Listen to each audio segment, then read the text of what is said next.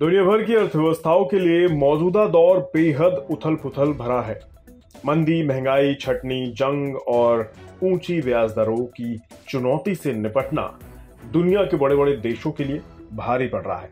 लेकिन ऐसे खराब दौर में भी दुनिया का सबसे चमकता सितारा साबित हो रहा है भारत।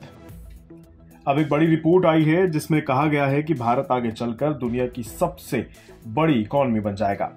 इसमें सबसे बड़ा झटका लगने वाला है अमेरिका को, जिसका दुनिया में दबदबा और हैसियत दोनों घटने वाली है। चीन और भारत अमेरिका को नीचे धकेल देंगे। ये हम नहीं कह रहे, इंटरनेशनल मॉनेटरी फंड यानी IMF ने भी इसी साल मई में भारत को वर्ल्ड इकोनॉमिक में ब्राइट स्पॉट बताया था। IMF ने यह भी कहा था कि आने वाले वर्षों में भारत ग्लोबल ग्रोथ में अहम भागीदारी निभाएगा।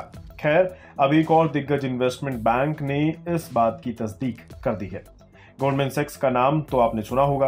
गोल्डमैन सैक्स ने कह दिया है कि भारत दुनिया की दूसरी सबसे बड़ी अर्थव्यवस्था बन जाएगा। इन्वेस्टमेंट बैंक ने कहा है कि इस मुकाम पर भारत 2075 तक पहुंच जाएगा।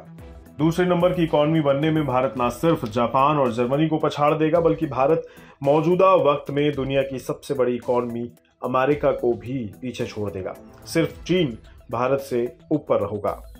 गोल्डमैन सैक्स की रिपोर्ट में जिक्र किया गया है कि भारत 1.4 अरब के साथ दुनिया की सबसे बड़ी आबादी वाला देश बन गया है और इसकी GDP ग्रोथ आने वाले वर्षों में बेहद नाटकीय अंदाज में आगे बढ़ेगी।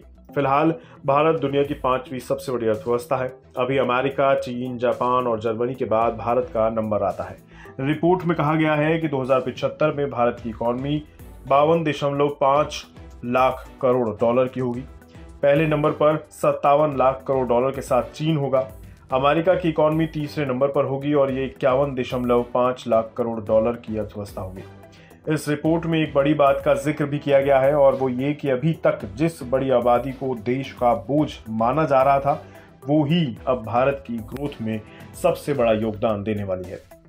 देश की बढ़ती आबादी इकॉनमी को बूस्ट कर रही है। ट्रेनिंग और स्किल्स से ये आबादी इकॉनमी को बढ़ाने में अहम साबित हो रही है। गोल्डमैन सैक्स रिसर्च के इंडिया इकोनॉमिस्ट शांतनु सेन गुप्ता ने कहा है कि अगले 2 दशकों में भारत का डिपेंडेंसी रेशो रीजनल इकोनॉमीज में सबसे कम होगा। रिपोर्ट में कहा गया है कि भारत ने इनोवेशन और टेक्नोलॉजी में बड़ी ग्रोथ की है। गोल्डमैन की रिपोर्ट में कहा गया है कि आगे चलकर देश का कैपेक्स यानी कैपिटल इन्वेस्टमेंट से ग्रोथ के लिए अहम ड्राइवर साबित होगा।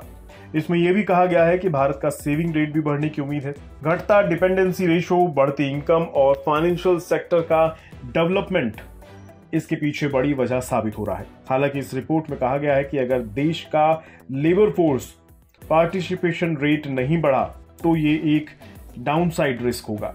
गुजरे 15 साल में देश का लेबर फोर्स पार्टिसिपेशन रेट घटा है।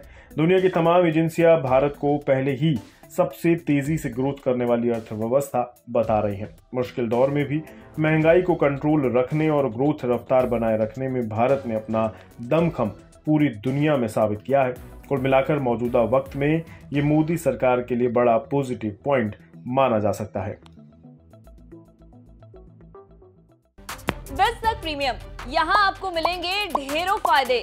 तो आज ही YouTube पर ज्वाइन करें। बिज़ तक प्रीमियम मेंबरशिप 159 रुपए से शुरू।